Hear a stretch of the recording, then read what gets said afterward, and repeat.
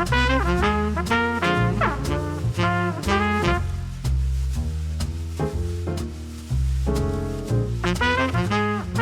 everybody, welcome back to another episode of our Velocity Sellers podcast. I'm your host, Velocity Pete, and today we've got yet another special episode with special guest Jed from Pirawna.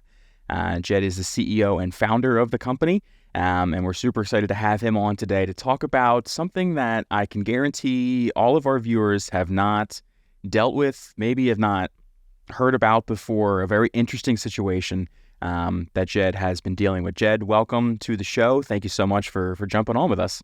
Hey, thank you for having me. It's great to see you guys. Joined by Jed is our one of our reoccurring faces, Stephanie.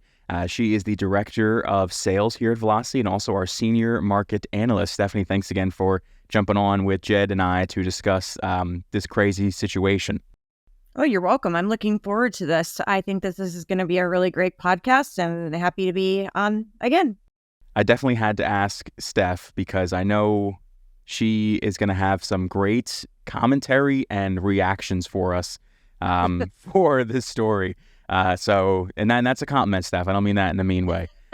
So again, thanks for jumping on. So let's get right into it. Jed, what are we here to talk about today? What has happened recently that has made me reach out to you to kind of cover, make an episode about, again, this situation? Great question. Well, I've been doing Amazon for 10 years, and I started Pirawna a couple years ago. I'm, my only claim to fame, one of them is that I'm probably the only guest you've ever had with two sets of twins.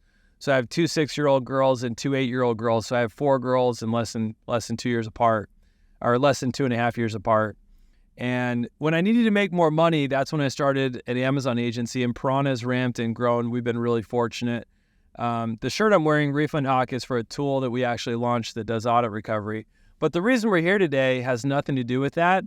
We had one of our clients that had 2 truckloads of product that was stolen from a major retailer. I can't name which one, but think of like a major big box retailer. And if you get to the third guess, you're probably right. And the wild part of it, it was almost like we were living in Fast and the Furious Semi-Trucker Edition. Like, that's the only way I could describe it. Like in Fast and the Furious, when the guy jumps off a tank and grabs a girl and then lands on the windshield and walks away. It almost felt like we were in that. Like we'd never really encountered something like this before. And so back in late last year in Q4, these two truckloads were stolen at holiday time. And then the trail kind of went cold. Well, a few weeks ago, someone started hijacking the buy box on a #1 bestseller in this category. The subcategory, think powdered mix that you might mix with a drink. I can't give any more detail on that because I have to protect client confidentiality. But the short answer is the subcategory, think of the #1 bestseller. This is a brand that, does 80 million plus a year on Amazon. They're one of our favorite projects to work on. And someone hijacks their buy box on a Friday night, and we notice it Saturday morning. Our tools detect it. We look at it, and they're selling the product below cost, below the cost of what the brand could actually produce it for. And so we're like, hey, something's definitely off. You have to place test orders with Amazon. And so we placed some test orders. Over this weekend, they moved thousands of units. We were this is crazy. We basically, our sales, we lose a significant part of our buy box. We're losing probably 20 to 25 grand a day, which doesn't sound like, which is a decent amount for any brand. And if this continues, right, this is going to put a lot, this could impact other retail channels, and this could be a real problem. When the product shows up, I'm going to change the count slightly to protect confidentiality, but let's say the listing was a 30-serving product. What showed up was actually a 42-serving product that was unique to just this other retail channel.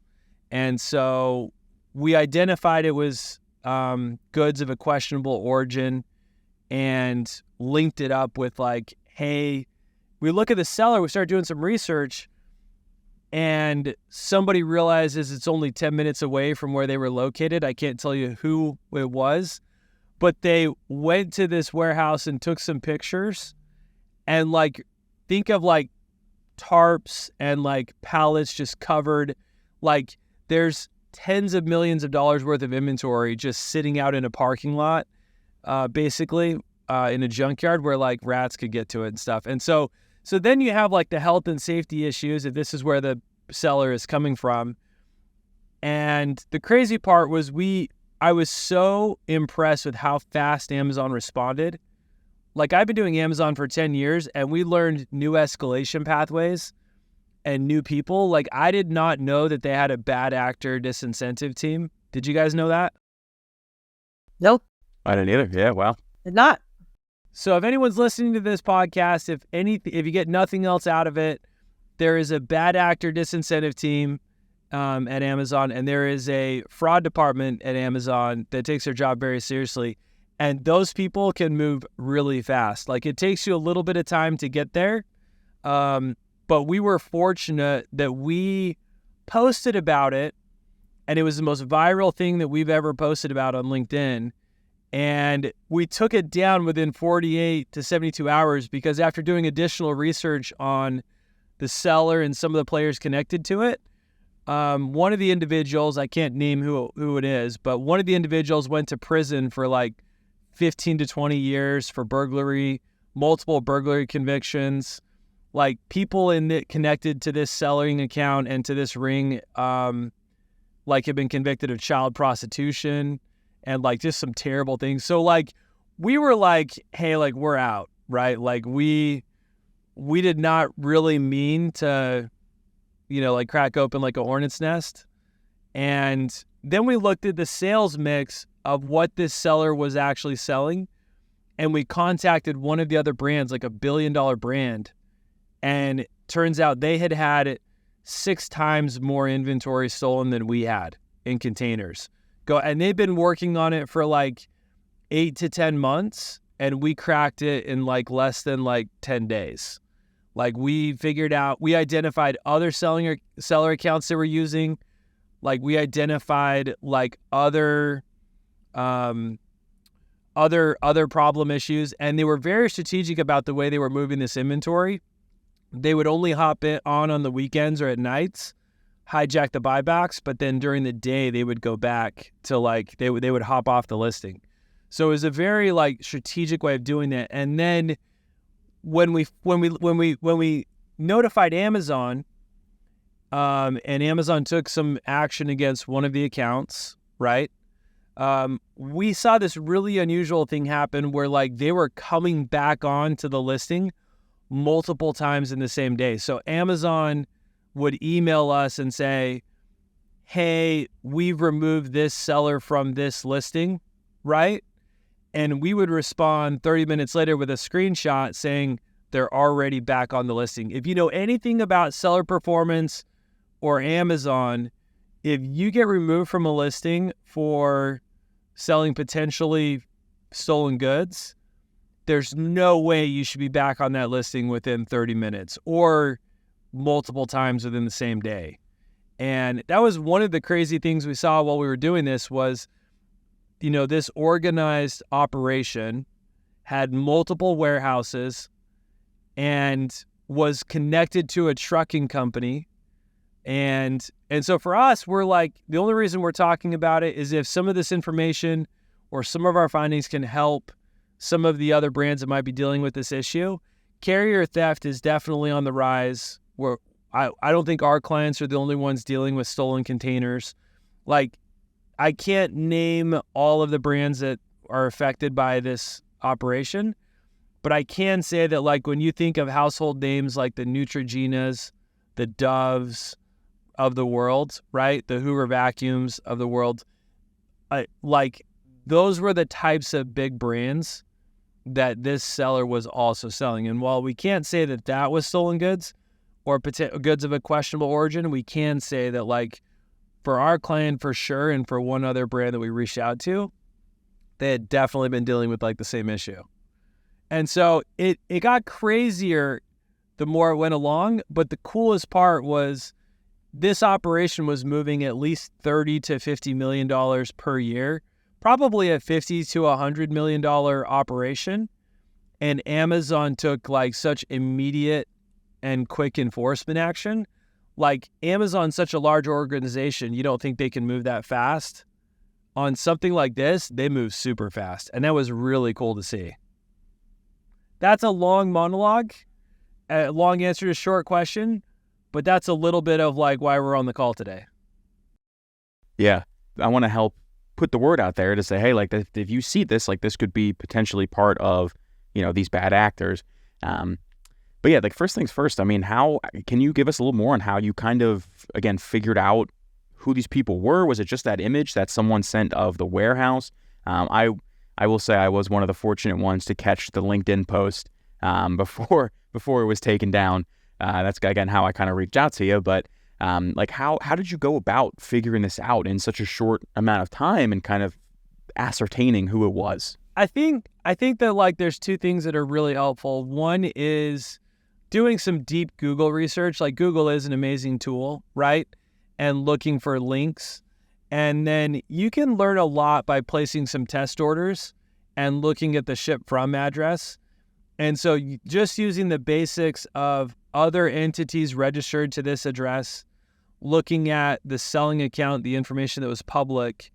And then for us, like we've developed some tools that are really helpful. For example, we could identify the exact time that they hijacked the buy box, how long they hijacked it for, how many potential units they moved, right? And data like that's really helpful because it gives you size and scope and scale of the problem. And so I think probably the key for us was we were able to identify some of the individuals connected to this operation.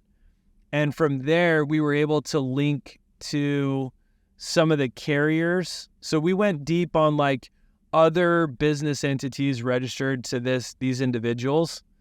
And then when we realized that there was a potentially criminal element to this potentially bad actor situation, and it went beyond just normal like Amazon enforcement actions, that's when we started to look at, like we did some research on some of the criminal background stuff search that you can do connected to these people. And that's not something we normally do, but because the nature of this, because we wanted Amazon to take swift action and we wanted to have as complete a profile as possible, like we gave Amazon, one of the key things you learn with Amazon enforcement is you want to minimize the number of back and forth. So it's important to put as much as possible into like one place, give them everything, and that will help them take faster action. Because if you're in the day-to-day and you just send them, oh, hey, we did this test order, oh, we had 5 more show up, oh, we found this link to this other selling account, someone has to go back and read all of that back and forth to just get caught up. Whereas if you put all of it into one place, like we have a good template, a great format, some things we've learned, but one of the principles we've learned is you want to minimize the back and forth with Amazon. And so we know what they're going to look for, we know what they're going to ask for, and we know what type of verification you've got to provide. Like you have to provide like some of the basics, right? Like place some test orders, have them show up, see what arrives. And if you have a 30 serving listing and 42 count product shows up without a lot code, you know that like there's something going on, right? The other thing that's really cool is having friends internal at Amazon that can flag it and get it escalated is one of the coolest things. There are really good people that work at Amazon, and while they might work in other areas or other departments, knowing how to get it to the right place is half the battle. And Amazon will do the right thing if you can get it to the right place. Wow. Yeah, I mean, this is just this is a very interesting story for us. It's obviously why we wanted to do an episode on it. But it's really kind of one of the things that I also wanted to ask about And I want to give Steph, I know Steph has, I'm sure, a million questions as well. And I know we maybe touched on this a little bit the first time we met, but how do you think they got back on there so quickly after after Amazon telling you, hey, we took them down? And I hate to do this, it's sort of instigating, but do you think it was like an inside job? Do you think there's potentially someone at Amazon working with these guys to get them back on that listing? I mean, how else would they be able to get on there so quickly? That's where kind of I'm stuck at, is figuring that out. It's hard to say. I can say that like once it escalated to a high enough level at Amazon, that was a very short-term issue and went away. But, your line of thinking and where your mind goes as to how that's possible is the same place where our mind went on, how is this possible? We can just speak to, what happened. Like they got back onto a listing multiple times in the same day that they were supposedly removed from, and they would get removed for a short period of time and then come back on. In Amazon, in the Amazon world, that's impossible, right? That should be impossible. If you get kicked over to a seller performance queue, and for this type of a serious issue, it should be impossible to come back on that listing in short order. What was cool was to watch Amazon at work, and it didn't take it only took less than 24 hours of back and forth before Amazon identified that problem, and then it was permanent. One of the cool things is that Amazon didn't take immediate action. They took an extra day or two to identify all the potential accounts connected to this organized operation, and then they took all the accounts down at once. So it required some strategic patience on our part, because when you have a pain point, when you're losing tens of thousands of dollars per day, you want immediate action, right? But the cool thing is that we identified up to 4 selling accounts that were potentially connected to this organized operation. Some of the individuals appeared to have ties to Mexico, which was interesting. And then the ties to the trucking company had an active US DOT number with 1 driver and 1 truck. And to us, that seemed like the missing link. Like, one of the questions for us was, how were they able to basically hijack these containers in transit to a major retailer, right?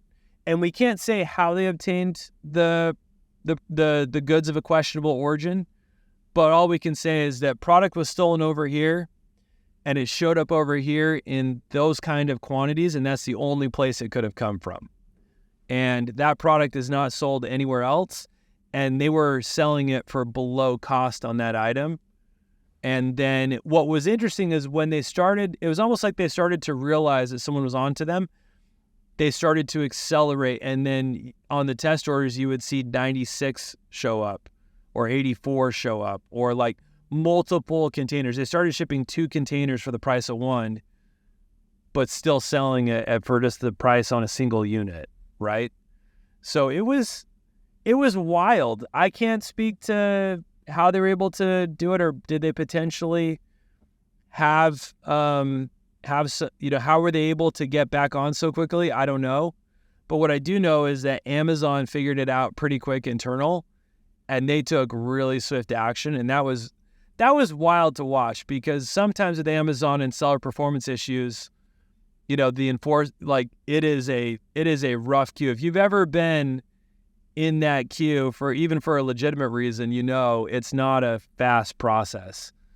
And what was cool is on this issue, they took it so seriously that I didn't know they had a bad actors disincentives team, but Amazon actually will actively pursue bad actors and will work with law enforcement in order to make sure that if there is a law that's been broken, that not only do they lose their Amazon business, but Amazon pursues those bad actors, which I didn't even know was a thing. I didn't know that they did that, which is pretty cool. What kind of information did you have to submit to Amazon to get to that level of like, I know you say you have people inside that kind of got you to the right department, but I'm sure there's a lot more to it than that to get that level of scrutiny, like from Amazon placed on those sellers to do that deeper dive and to work with law enforcement. Like, what type of stuff and information did you have to submit to them to get, those type of eyes on your issue? I think principle number one is do your homework. Like, you want to make sure you're right. And so the type of information that we submitted was like hard evidence. So we submitted everything from the police report for the Midwest jurisdiction that the containers were stolen from.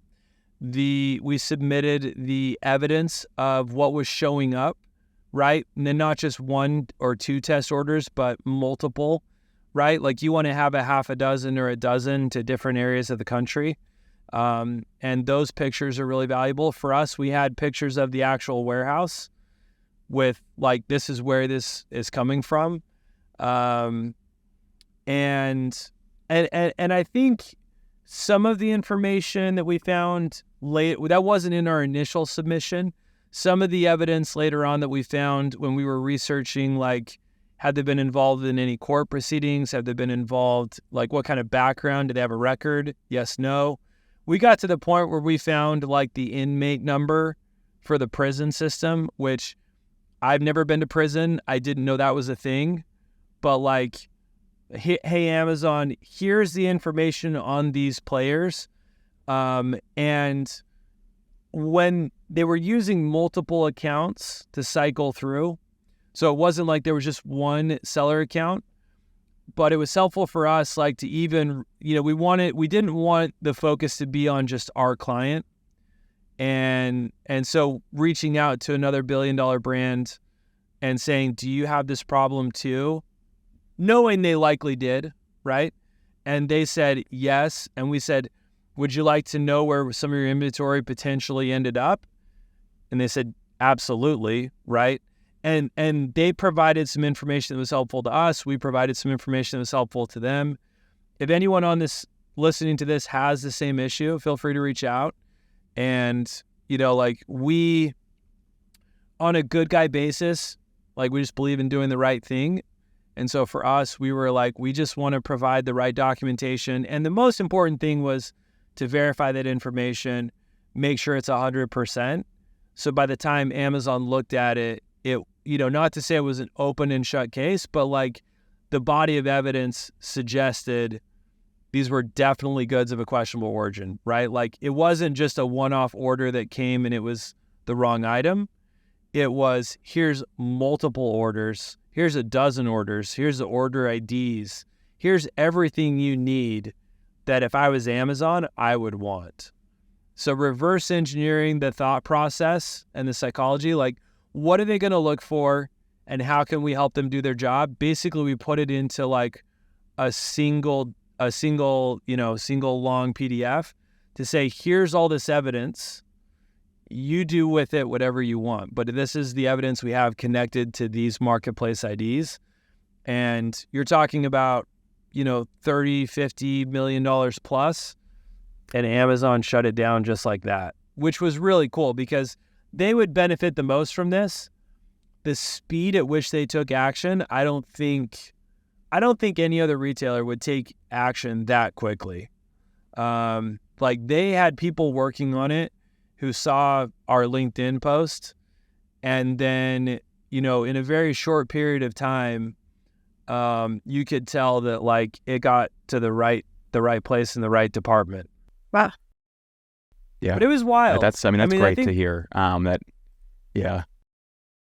Go ahead. I was just gonna say, like, it was wild because every day we woke up and there was like a new development or a new finding, right?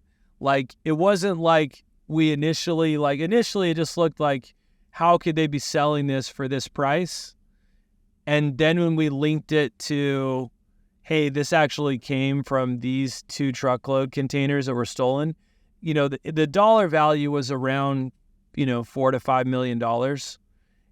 And to me, like, I'm a good guy. Like, we like to be 100% on the white hat side of the line at Pirawna. So like, the thought process never goes through my head, like, how could these truckloads get stolen? Because usually half your battle is just getting the inventory there and then getting it to Amazon, right?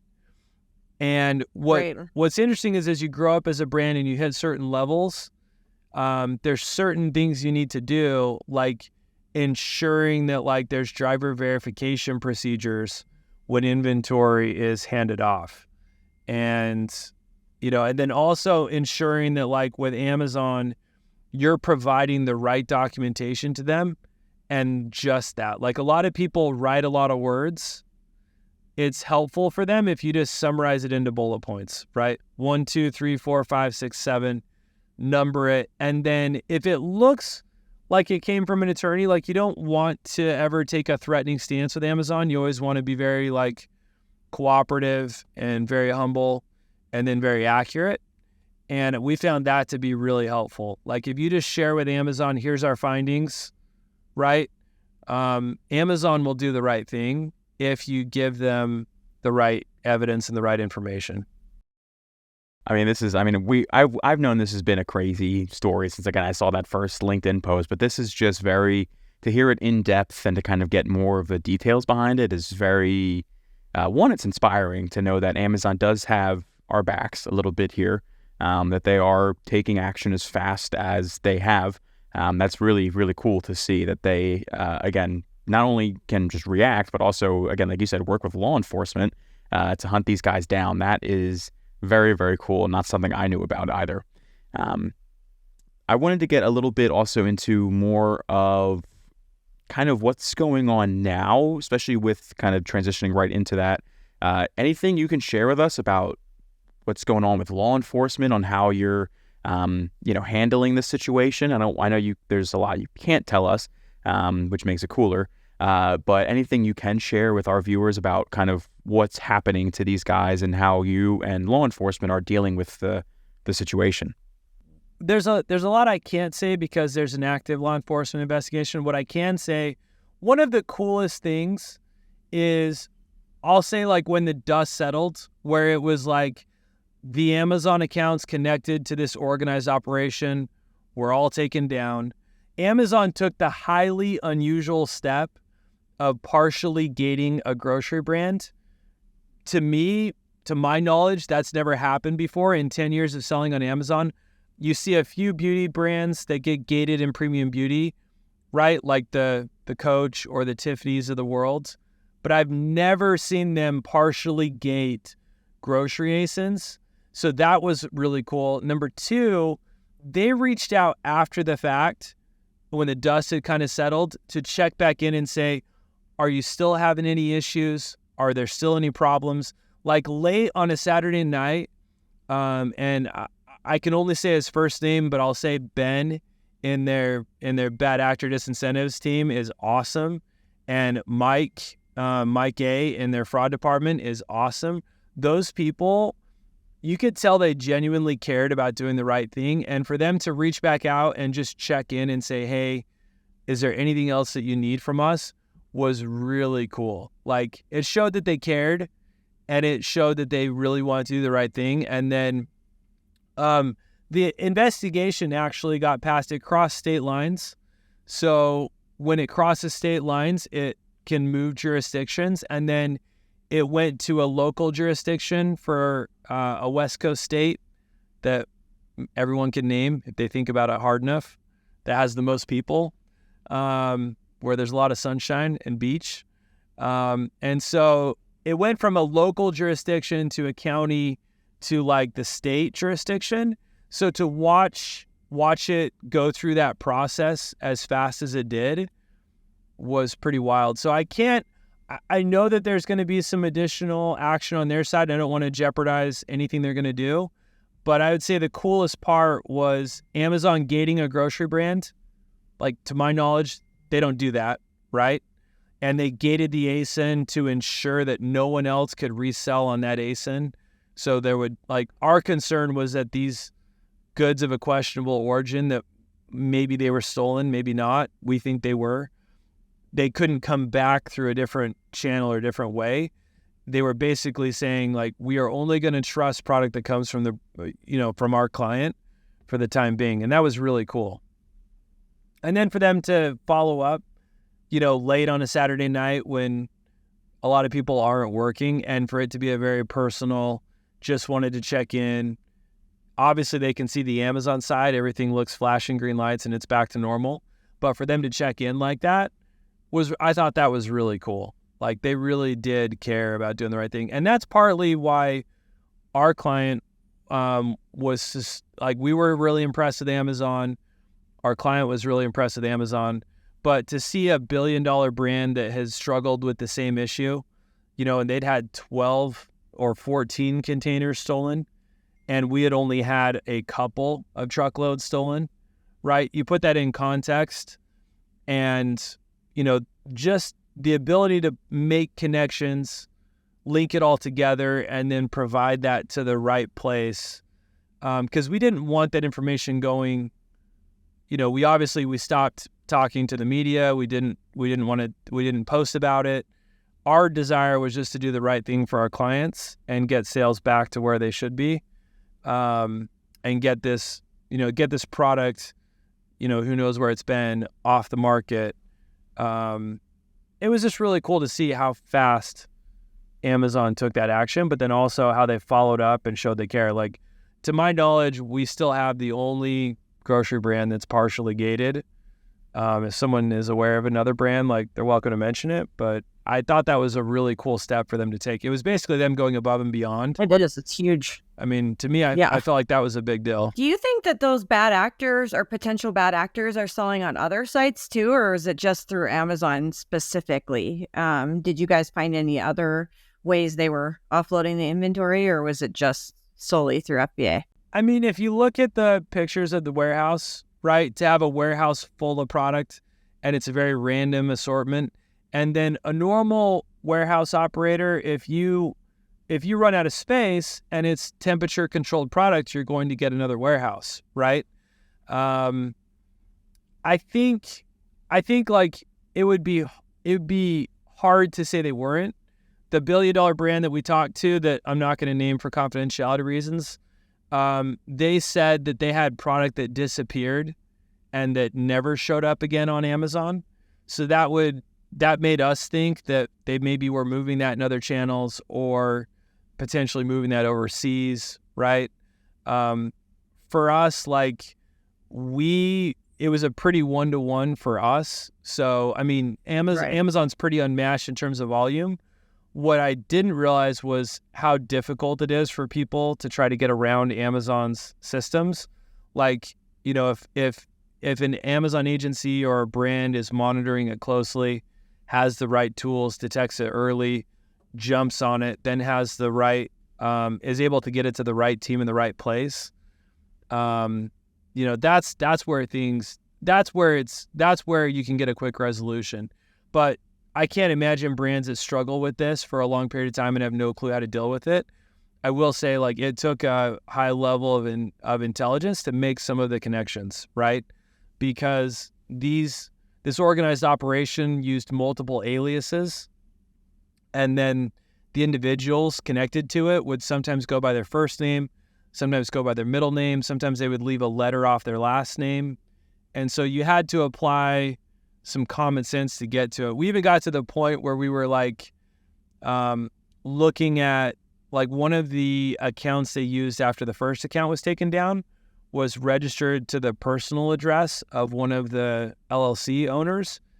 And so for us, that was also part of how we were able to make the connection. Like, the question on our mind was, how does somebody get out of prison and in less than 5 years have a $4 million house, have $400,000 cars, own multiple warehouses, own a trucking company, and in that short period of time, like, either the world's best entrepreneur, like, it was a little bit crazy. Like, it was wild. Like, there have been days since where, like, I'm like, I don't want to get shot. Like, I don't want someone to drive past my house and shoot it up, like, hey, like, we found this information, we provided it to Amazon did the right thing.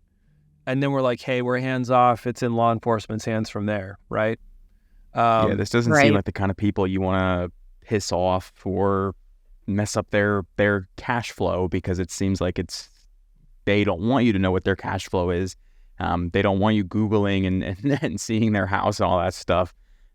So just like, I remember you telling me that this guy, maybe he could be the Mark Cuban's, mentor or whatever. He could be some giant genius entrepreneur. Probably not. The organized element of it was crazy. Like, there were things that didn't really make sense. Like, why would you have tens of millions of dollars stacked in an open junkyard, right? Just surrounded by some barbed wire. Like, normally, if it's a consumable, like a powdered substance, there were things in that yard that, like, kids would consume, right? And so it was interesting that, like, with that kind of organized operation, there were just a lot of things that didn't make sense that if you're a normal business owner that you wouldn't do, right? And probably the wildest part of the story is, like, someone I won't say who, but somebody went by just to do a drive by and see, if it was, the inventory still there, was it not? And it appeared like they were prepping to move some of the inventory, or there was a police car there. It appeared like one of the individuals connected to this, who was really, really deep in this operation, appeared to have pulled up right as our friend drove past. And so it was wild because when they pulled around the block, a car followed them for like 10 miles, and I got a call that was like, I think a car's following me, and I'm like, bro, call 911. Like, I don't know what to do. Don't go home. Like, what do you tell somebody? Oh, man. And it was just wild, right? Like, why would an unmarked non-law enforcement type vehicle with like a different color hood be following somebody that just drove past, like, aggressively, right? And so right, it was just a crazy situation, and truthfully, we couldn't get far enough away from it fast enough. The only point in talking about it today is, one, have a lot of respect for your podcast, and two, if there's some things that we learned that can help some other people that have dealt with similar issues, like, we'd never really encountered something to that size and scale at Pirawna, and then for us, it was cool to get those things, see how fast Amazon moved. And so if someone has similar issues, hey, we know we've learned the process for how Amazon looks at those things, and what they're looking for, and how they'll take you seriously. And some people might not even know that there's a whole department kind of dedicated to this. I mean, we just learned it today talking about it. right. And, we've been doing Amazon for a little bit now. So it definitely want to put the word out there that, if this has happened to you, you're not alone. This is not something that only you have dealt with. There are plenty of companies out there that we can kind of get together and you can speak with Jed and say, hey, how do we help this? How do we get this resolved? How do we help ourselves kind of recover from this loss, and all of, all this other issues that have happened? I just can't believe I remember seeing that picture of them leaving the stuff out in the warehouse. And like you said, it was a consumable. This is something that people are going to eat or consume or put in their drinks. And just thinking about all of the, like you mentioned, like the rats that could get in there. I mean, can you imagine ordering something and having it come with like a dead mouse in there, or God, like worse, like maybe the poop, or, I mean, I guess that wouldn't be worse than the actual mouse, but still, either way, horrible. So not only does it affect, obviously, your company, like you said, your partner loses some money here, but the customers, I mean, your customer experience, your brand, people don't know customers don't know this is coming from a bad actor. They think it's like, oh, what's wrong with their factory? So all these things tie in. It's craziness. Well, and I think that's part of what helped is like the thoroughness of what we put together. It was so thorough that Amazon could go on Google Earth and see that we were telling the truth, and they could do their own research and validate that what we had found, right?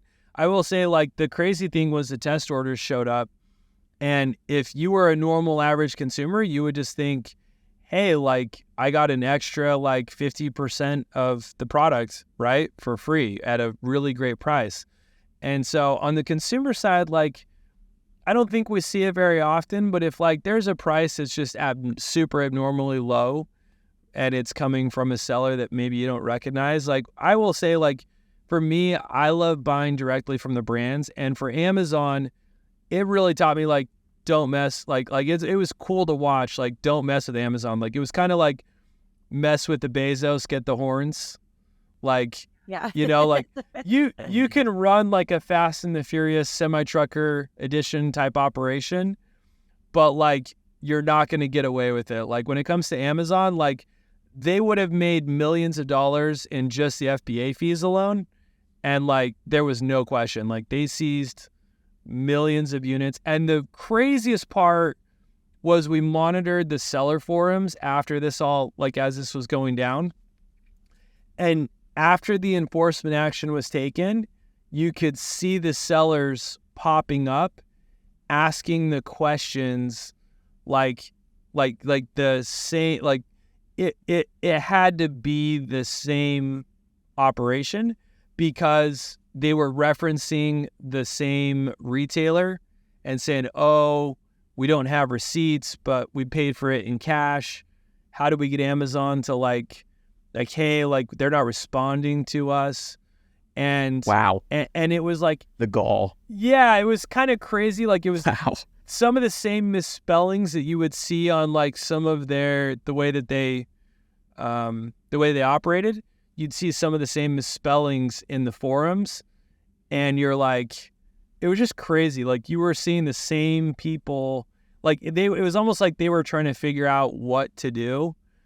And it was really cool to see that like Amazon not only took like really like fast action, they took like really firm action. Like they didn't equivocate. Like they partially gated our client, right, which is awesome.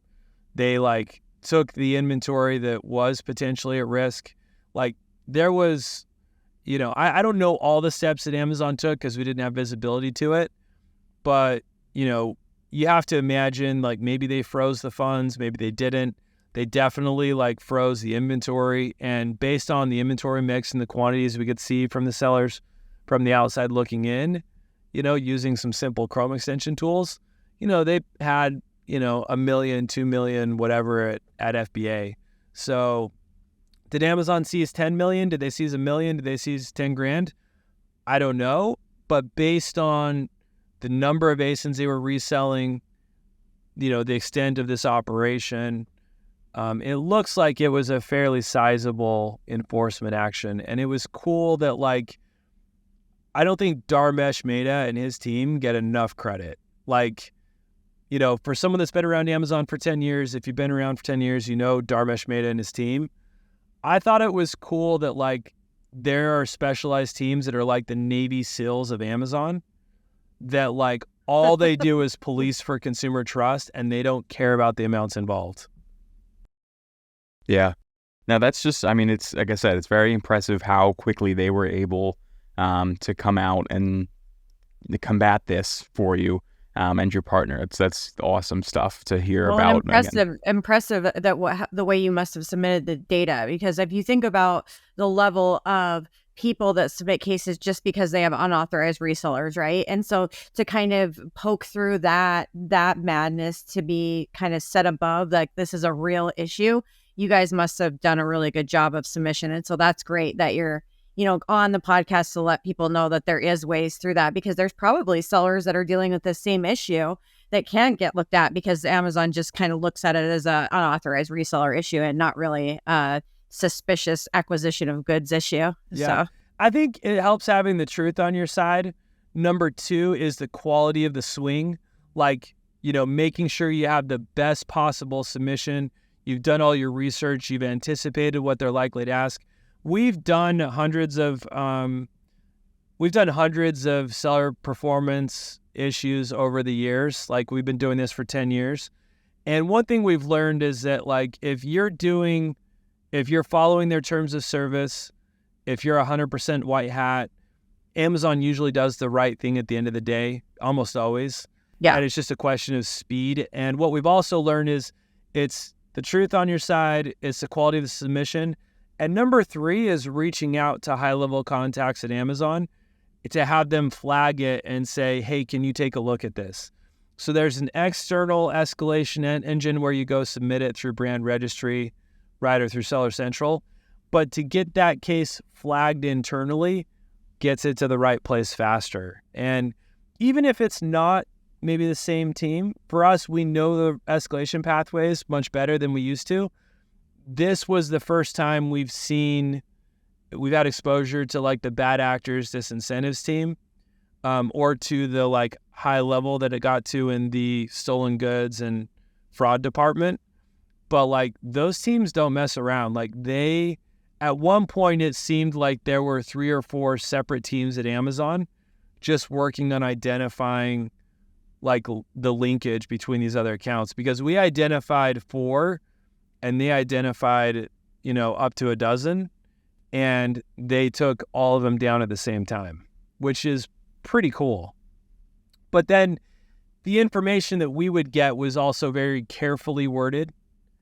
And it was also like, it was evident that Amazon cared, but like Amazon moved really fast on it. Like, the degree, the importance they place on consumer trust gives me more confidence to buy from Amazon as a platform, as a consumer, but also as somebody who works on Amazon every day. Like it was cool to watch it, because now, like, to me, I don't worry about powder goods showing up with like, rat feces or something, because I know like within 10 days, Amazon's going to have that guy off the platform, and good luck trying to get back on it.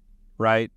So it was cool to see like how good those teams are, how fast they move. To me, it's like, I've got 2 sets of twins. I'm still buying my kids' protein shakes off Amazon. Oh, yeah. Yeah, they don't mess around when it comes to customer trust on Amazon. So, yeah, that's one of their biggest things, I feel like, is just the level of, hey, you can guarantee you got 30 days return.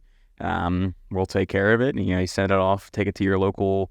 I don't know what you guys use. I have a Kohl's back home, but I know Whole Foods is also like a return point. You can obviously put it in the regular mail, but they got a lot of ways to help the customer, and it's good to see that they have a lot of ways to help the seller. I'm sure a lot of us knew that already, but just to further, again, emphasize it, that they really do look out for everyone.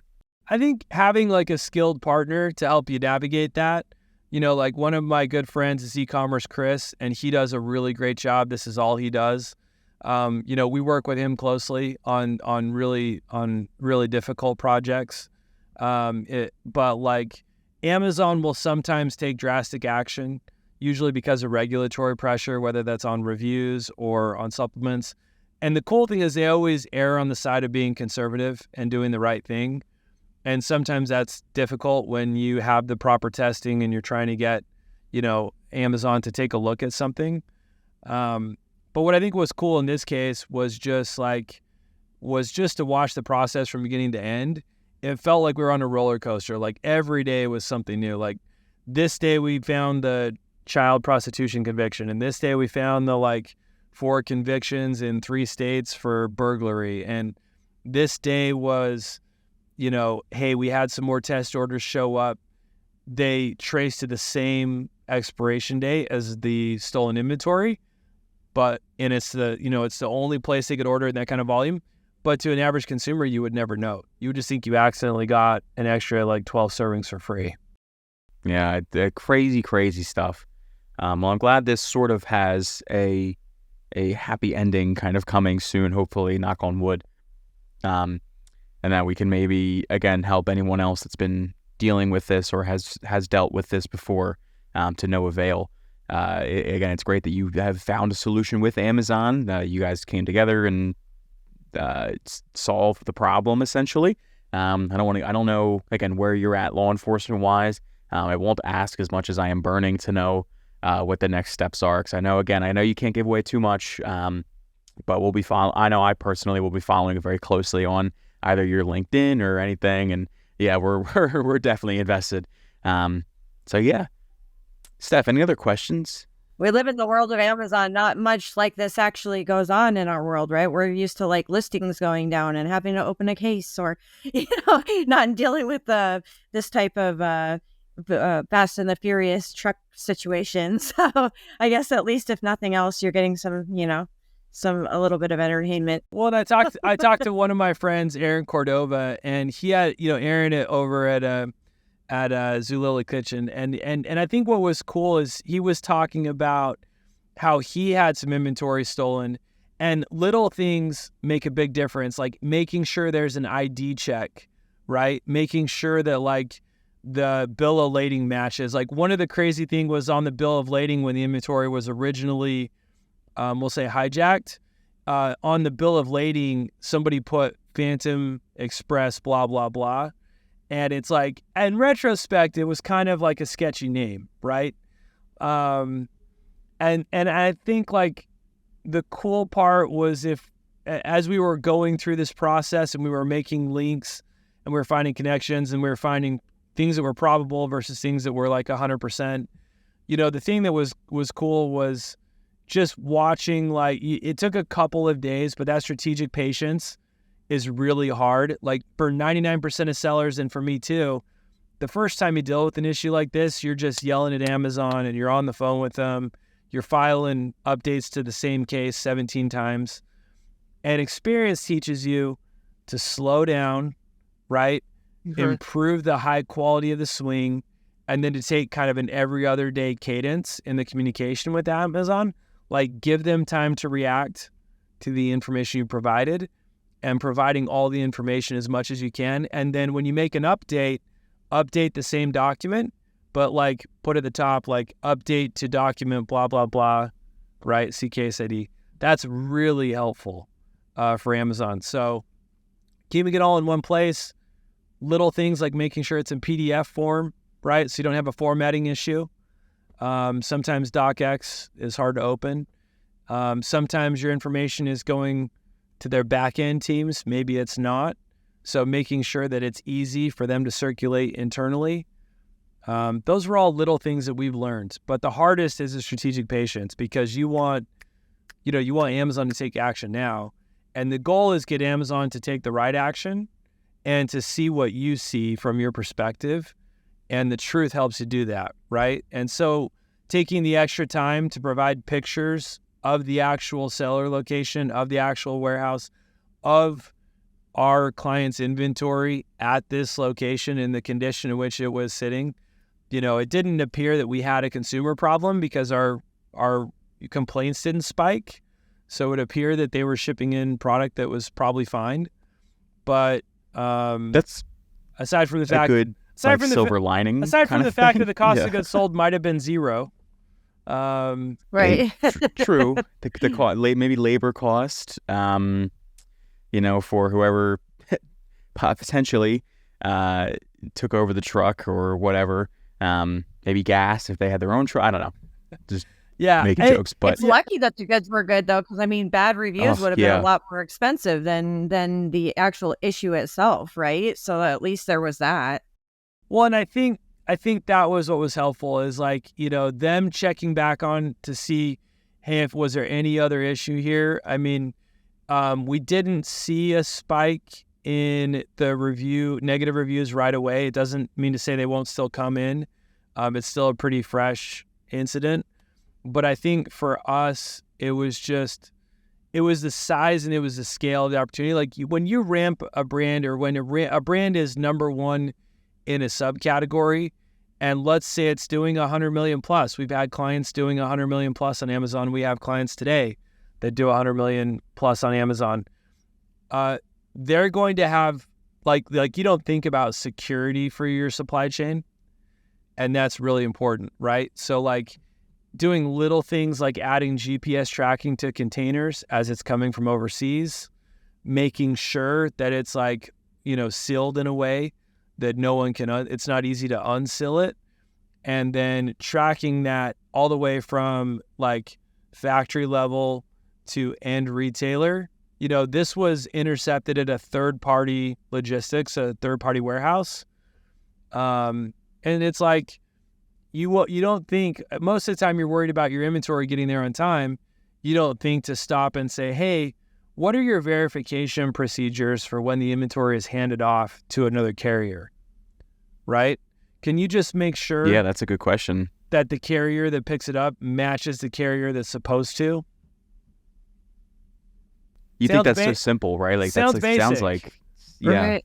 Yeah, for our But I feel like client, that does get overlooked. yeah, for our client, that was a $4 or $5 million swing, right? So yeah, I feel like that's such like a very, like you said, very basic, very simple. Of course, no one's thinking, oh, my inventory is going to get stolen, from these guys, from this third party site. But I mean, it happens, and if it can happen here, it can happen there. So I hope again, all the sellers watching this say now to themselves, oh, that's a good point. Maybe I should ask my 3PL. Do they just say, hey, you look like the guy? Oh, you're here for this order? Cool. There it is right there. And nothing like, oh, where are you from? I would hope not. Again, I think that's such a basic thing that they do say like, oh, let's scan something, say, oh, you're here for this kind of order, right? Not just, no, we're here for the powder. Okay, cool. It's over there. Like, what if there's other powder there? I don't know. I will tell you, these guys, it is a very basic question, but like I will tell you, I feel bad for like the Sony PlayStations or like these guys loved Hoover vacuums, and if you looked on their listings and you looked at the mix of what else they were selling, I mean they loved air fryers, and you're like, I wouldn't think of air fryers as like a target of this kind of operation. Now, did they buy that product legitimately? Did they not? I don't know. All I know is what I can say about our client specifically and the other billion-dollar brand that they were also selling. But it seemed pretty clear that like from the warehouse location, and then, if this issue extended to all of their ASINs, right, that this is something that major brands deal with, but maybe don't want to talk about it. And it's like, hey, if some of the information we found is helpful, I'm not going to share it here publicly, but they're welcome to reach out. And for us on a good guy level, we're happy to pay it forward. Like there were people that helped us get to the right place. And if someone's dealing with the similar issue, nothing is worse than being at the bottom of like a seller support case, right? With like 35 back and forths, and you have some brain damage, and maybe or not, you're talking to someone in India and they're like, don't get it. And you're like, no, I don't think you understand what we're saying. Like, this is really important. Knowing how to cut through that noise is key. Right. And this is becoming a much bigger issue globally, right? Like, so I am sure that this is going on all over, and brands don't even realize like what to do or how to handle it. I mean, consumer goods are one thing that does get, packaged across the ocean and across the state lines and everything else, and they're really not guarded that well or anything. So I think that is becoming a bigger issue. We're seeing it not just here but globally, right? And so definitely something that's really good to raise awareness about. Well, and I didn't know this, but like Amazon was putting out content within 18 hours of my initial post that went viral. So there's a term for it called organized retail crime, ORC.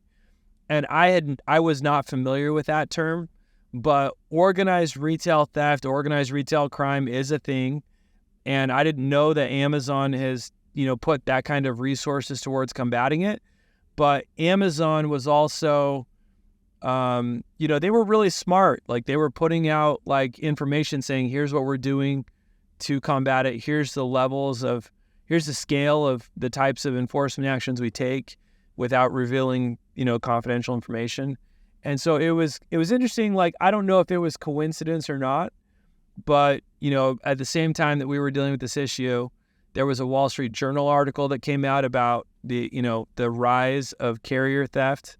And there was a yogurt company that, the carrier got blacklisted because they had some inventory stolen.